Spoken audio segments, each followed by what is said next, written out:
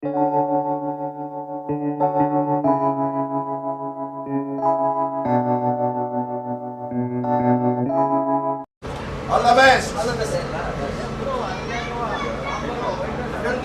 ಆತ್ಮೀಯ ಸ್ನೇಹಿತರು ಇವತ್ತು ಏನು ಕಿಲಾಡಿ ಕೃಷ್ಣ ಅದ್ಭುತವಾದಂಥ ಒಂದು ಶೀರ್ಷಿಕೆಯೊಂದಿಗೆ ನಮ್ಮ ಏನು ಒಂದು ಮುಹೂರ್ತ ಸಮಾರಂಭಕ್ಕೆ ಭಾಗಿಯಾಗಿದ್ದು ಮತ್ತು ವಿಶೇಷವಾಗಿ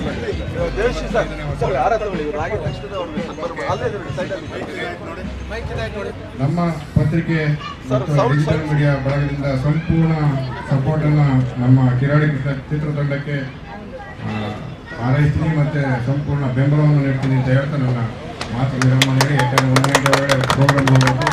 ಕ್ಷಮೆ ಒಳ್ಳೆದಾಗಲಿ ಮಾಡಿ ಹಿರಿಯರಿದ್ದಾರೆ. ಧನ್ಯವಾದಗಳು. ನಮಸ್ಕಾರ. ಏನು ಕಷ್ಟ ಇದೆ ಮತ್ತು ಏನು ಒಂದು ಮನುಷ್ಯ ಒಂದು ಏನಾದರೂ ಒಂದು ಸಾಧನೆ ಮಾಡೋದಕ್ಕೆ ಅವಕಾಶಗಳು ಬಂದಾಗ ಹೆಂಗೆ ಉಳಿಸ್ಕೋಬೇಕು ಅನ್ನೋದನ್ನು ತಿಳ್ಕೊಂಡು ಒಂದು ಕತೆ ಮಾಡಿದೆ ನಾನು. ಅಂದರೆ ಡ್ಯೂಟಿ ಮಾಡಿಕೊಂಡೆ ನಾನು ಈಗ 10 ವರ್ಷದ ಕತೆ ಇದು. ಆ ಕತೆ ಮಾಡಿದಾಗ ನನಗೇನು ಅನಿಸ್ತಂದರೆ ಒಂದು ಜನಗಳಿಗೆ ಒಂದು ಮೆಸೇಜ್ ಕೊಡ್ಬೇಕು. ಯಾಕಂದರೆ ನನಗೇನು ಕಷ್ಟ ಆಗಿರ್ತದೆ ಅದನ್ನು ಒಂದು ಸಿನಿಮಾನಲ್ಲಿ ತೋರಿಸಿದ್ರೆ ಜನ ಅರ್ತ್ಕೊಳ್ತಾರೆ ಅಂದ್ಬಿಟ್ಟು ಈ ಸಿನಿಮಾ ಮಾಡಿರೋದು. ಅದರಿಂದ ಈ ಸಿನಿಮಾದಲ್ಲಿ ಮೆಸೇಜ್ ಏನಂದರೆ ಶ್ರೀಮಂತರ ಒಂದು ಸವಾಸಕ್ಕೆ ನಾವು ಹೋದರೆ ಏನು ಪ್ರತಿಫಲ ನಮ್ಗೆ ಸಿಗುತ್ತೆ, ಮತ್ತು ಅವ್ರನ್ನ ಬದಲಾವಣೆ ಮಾಡಬೇಕಂದ್ರೆ ನಾವು ಏನು ಮಾಡಬೇಕು ಅನ್ನೋದೇ ಈ ಸಿನಿಮಾನಲ್ಲಿರೋ ಇಷ್ಟು. ಕಿಲಾಡಿ ಕೃಷ್ಣ ಇನ್ ಕಂಡಕ್ಟರ್ ಅಂತ, ಬಸ್ ಕಂಡಕ್ಟರ್ ಅಂತ ಅದು ಟೈಟ್ಲು. ಆದರೆ ಈಗ ಬಲಿ ಕಿಲಾಡಿ ಕೃಷ್ಣ ಅಂತ ಮಾಡಿದ್ದೀವಿ. ಅದು ಏನಂದರೆ ಒಂದು ಸಾರಿಗೆ ಮಿನಿಸ್ಟ್ರು ಒಂದು ಮಗಳು ಒಂದು ಲವ್ ಮಾಡಿ ಒಂದು ಮದುವೆಯಾಗಿ ಮತ್ತೆ ಹೊರಟೋಗ್ತಾರೆ, ಆ ಥರ ಕತೆ ಇದು. ಅದರಿಂದ ದಯವಿಟ್ಟು ಇದು ಏನಂದರೆ ಒಂದು ನಮ್ಮ ನೌಕರರಿಗೆ ಏನು ತೊಂದರೆ, ಏನು ಅವ್ರ ಕಷ್ಟ ಏನು ಅನ್ನೋದ್ರ ಬಗ್ಗೆ ಕಾನ್ಸೆಪ್ಟ್ ಇದೆ. ಏನು sir M R I bus ನಿಲ್ದಾಣ ಅಂತ ಏನು ಕೂಡ ಏನು ಕಾನ್ಸೆಪ್ಟ್ ಅಂದರೆ ಎಮ್ರೆ ಅಂದರೆ ನಾನು ಹುಟ್ಟಿದ ಊರು ಇರೋ ಬಸ್ ನಿಲ್ದಾಣ ನಮ್ಮ ತಂದೆ ಅವರ ಹೆಸರಲ್ಲಿ ನಾನೇ ಇದನ್ನು ನಿರ್ಮಾಣ ಮಾಡಿರೋದು. ನಮ್ಮ ತಂದೆ ಹೆಸರು OM ವೆಂಕಟಪ್ಪ IT ಅಂತ.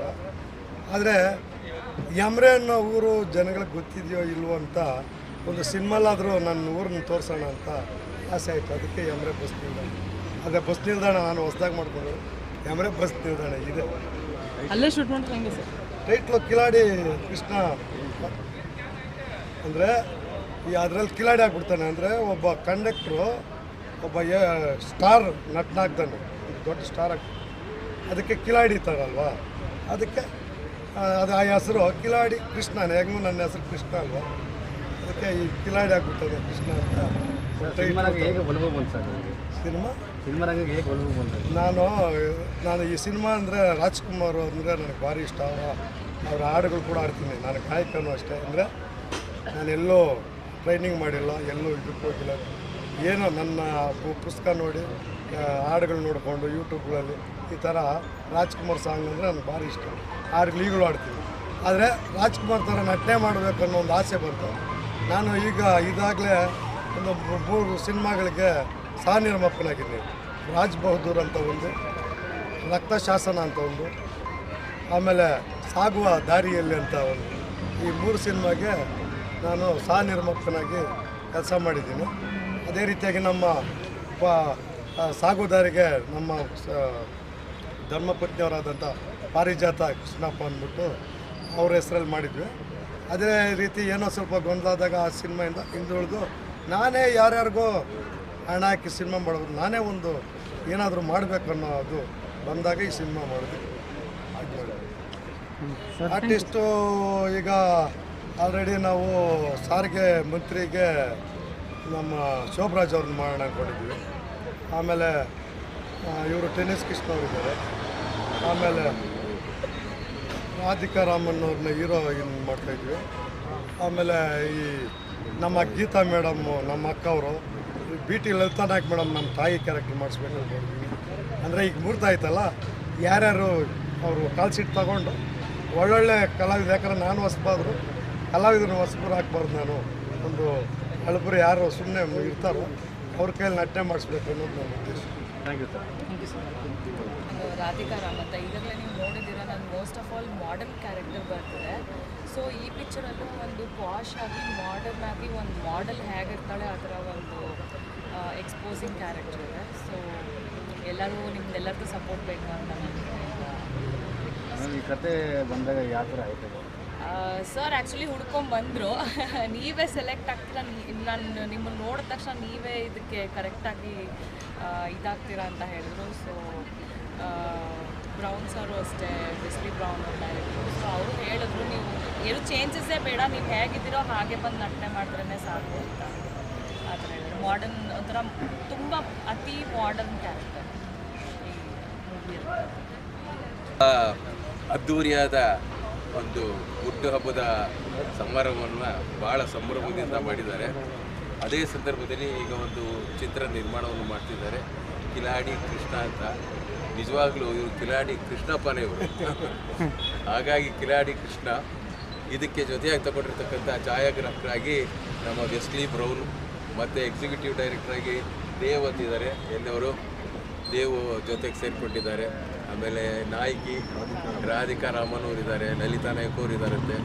ಭಾಳ ಖುಷಿಯಾಯಿತು ಇಂಥ ಒಂದು ಸಂದರ್ಭದಲ್ಲಿ ಒಂದು ಚಿತ್ರ ನಿರ್ಮಾಣ ಮಾಡಿ ತಾವೇ ಕತೆ ಚಿತ್ರಕಥೆ ಎಲ್ಲ ಬರೆದು ನಿರ್ದೇಶನ ಮಾಡಿ ನಟನೆಯನ್ನು ಮಾಡ್ತಿದ್ದಾರೆ. ಹಾಗಾಗಿ ಅವರಿಗೆ ಮತ್ತು ಅವರ ತಂಡಕ್ಕೆ ನಾನು ನನ್ನ ಶುಭ ಕೋರ್ತಾ ಇದ್ದೀನಿ. ಚಿತ್ರ ಅದ್ಧೂರಿಯಾಗಿ ನಿರ್ಮಾಣ ಆಗಲಿ, ಅದ್ಧೂರಿಯಾಗಿ ಬಿಡುಗಡೆ ಆಗಲಿ, ಜನ ಮೆಚ್ಚುವಂಥ ಸಿನಿಮಾ ಆಗಲಿ ಅಂತ ಹೇಳ್ಕೊಂಡು ನಾನು ಮಾತು ಮುಗಿಸ್ತೀನಿ. ನಮಸ್ಕಾರ. All the best. All the best Wesley ಅವರೇ. All the best Radhika. Thank you. Om Shri Sairam. Best of luck to Krishna ಅವರು. ಶುಭಾಶಯ. ಈ ದಿನದಂದು ಒಂದು ಒಳ್ಳೆ ಚಿತ್ರ ಪ್ರಾರಂಭ ಮಾಡಿದರೆ, ಕತೆ ಚಿತ್ರಕಥೆ ಎಲ್ಲವನ್ನು ಮಾಡ್ಕೊಂಡಿದ್ದೀವಿ. ತುಂಬ ಖುಷಿ ಆಗುತ್ತೆ. ಯಾಕಂದರೆ ಇವಾಗ ಹೊಸಬರಿಗೆ ಒಂದು ಒಳ್ಳೆ ಅವಕಾಶ ಇದೆ. ಬೆಳಗಿನ ಜನ ಸ್ವಾಗತಿಸ್ತಾ ಇದ್ದಾರೆ. ಕಿಲಾಡಿ ಕೃಷ್ಣ ಯೂನಿಟ್ಗೆ ಬೆಸ್ಟ್ ಆಫ್ ಲಕ್ ಹೇಳಕ್ಕೆ ಇಷ್ಟಪಡ್ತೀನಿ. Second best of luck. Nayak ಇಲ್ಲೇ ಇದ್ದಾರೆ, ಇಲ್ಲೇ ಇದ್ದಾರೆ. ತುಂಬ ಒಳ್ಳೆ ಯೂನಿಟ್ ಜೊತೆಯಲ್ಲಿದೆ. ಆ ಯೂನಿಟ್ ಸಹಕಾರದಿಂದ ಸಕ್ಸಸ್ ಆಗಬೇಕಂತ ನಾನು ವಿಶ್ ಮಾಡ್ತಾ ಇದ್ದೀನಿ. So best of luck. ಹುಟ್ಟುಹಬ್ಬದ ಶುಭಾಶಯಗಳನ್ನು ನಮ್ಮ ಕೃಷ್ಣಪ್ಪ ಅವ್ರಿಗೆ ಹೇಳ್ತಾ ಇವತ್ತು ಒಂದು ಸಿನಿಮಾ ನಿರ್ಮಾಣ ಮಾಡೋದಕ್ಕೆ ಮುಂದೆ ಬಂದಿದ್ದಾರೆ ಕಿಲಾಡಿ ಕೃಷ್ಣ ಅಂತೇಳಿ. ವಿಶೇಷವಾಗಿ ಭಾಳ ನಮ್ಮ ಅಂಗಡಿ ಸಾಹೇಬರು ಬರಬೇಕಾಗಿತ್ತು, ಬರ್ತಾ ಇದ್ದಾರೆ. ಜೊತೆಗೆ ನಾವೆಲ್ಲರೂ ಕೂಡ ಅವ್ರ ಜೊತೆಲಿ ಇದ್ದು ನಾನು ಕೂಡ ಸುಮಾರು ಸಿನಿಮಾಗಳನ್ನು ಮಾಡಿದ್ದೀನಿ. ವಿದ್ಯಾರ್ಥಿ ಸಿನಿಮಾಗಳು ಮಾಡಿದ್ದೀನಿ. ನಾವು ಕೈ ಜೋಡಿಸಿ ಜೊತೆಯಲ್ಲಿ ಸಹಕಾರ ಮಾಡೋದಕ್ಕೆ ನಾನು ನಂಬಿರ್ತೀನಿ. Thank you. ನಾನು ವೆಸ್ಲಿ ಬ್ರೌನ್ ಅಂತ. ಕನ್ನಡ ಚಿತ್ರರಂಗದಲ್ಲಿ ಒಂದು 25 ವರ್ಷದಿಂದ ಕೆಲಸ ಮಾಡ್ತಾಯಿದ್ವಿ. ಒಂದು ಈಗಾಗಲೇ 5 ಚಿತ್ರಗಳ ನಿರ್ದೇಶನ ಮತ್ತು ನಿರ್ಮಾಣ ಮಾಡಿರ್ತಕ್ಕಂಥದ್ದು. ಮತ್ತು ನಮ್ಮ ಹಿರಿಯ ಛಾಯಾಗ್ರಾಹಕರಾದಂಥ ಮಹಾಪಾಕ್ಷಿ ಅವರಾಗಿರ್ಬೋದು, ಅಶೋಕ್ ಕಶ್ಯಪ್ ಅವ್ರ ಜೊತೆ ನಾವು ಒಂದಷ್ಟು ಕೆಲಸ ಮಾಡಿರ್ತಕ್ಕಂಥದ್ದು. ಈಗಾಗಲೇ ಕನ್ನಡದಲ್ಲಿ ಒಂದು 300ಕ್ಕೂ ಹೆಚ್ಚು ಆ್ಯಡ್ ಫಿಲ್ಮ್ಸ್ ಮಾಡಿರ್ತಕ್ಕಂಥದ್ದು. ಈಗ ನಮ್ಮ ಕೃಷ್ಣಪ್ಪ ಸರ್ ಅವರು ನಮ್ಮ ಭೇಟಿ ಮಾಡಿದಾಗ ಈ ಸಿನಿಮಾದಲ್ಲಿ ಒಂದು ಉತ್ತಮವಾದಂಥ ಕ್ವಾಲಿಟಿ ಮಾಡಬೇಕು, ಮತ್ತು ಅವ್ರ ಕಾನ್ಸೆಪ್ಟ್ ಹೇಳಿದ್ರು, ಭಾಳ ಬ್ಯೂಟಿಫುಲ್ ಆಗಿತ್ತು. ಆಮೇಲೆ ಅವ್ರ ಥಾಟೇ ತುಂಬ ಚೆನ್ನಾಗಿದೆ. ಬಹುಶಃ ನಾನು ನಮ್ಮ ಈ ಕಂಡಕ್ಟರ್ಗಳು ಅಂತ ಬಂದಾಗ ರಜನಿಕಾಂತ್ ಅವರ ನೆನಪಿಗೆ ಬರ್ತಾರೆ.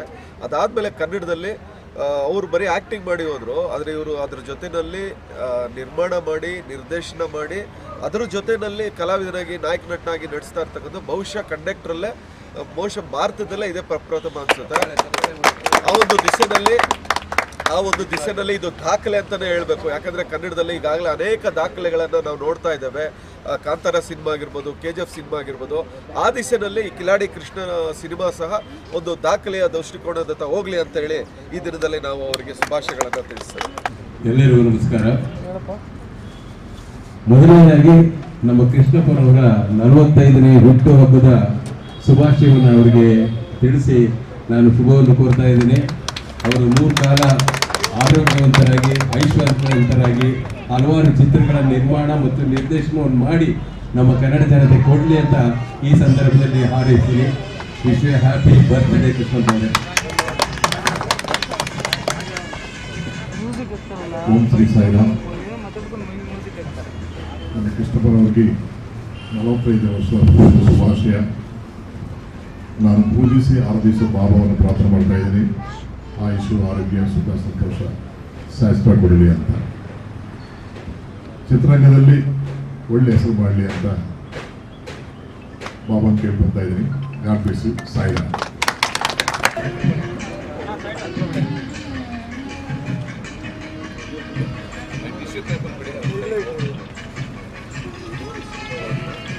ನೂರು ಸಿನಿಮಾಗಳ ಸರದಾರರಾಗಿರ್ತಕ್ಕಂಥ ಶ್ರೀಯುತ ಓ ಪ್ರಕಾಶ್ ಸಾಹೇಬರು ಮತ್ತು ಜೋಸೆಫ್ ಸಾಹೇಬರಿಗೆ, ಜೋ ಸಲ್ಮಾನ್ ಸಾಹೇಬರಿಗೆ ಬಹಳ ಅದ್ದೂರಿ ಸನ್ಮಾನ.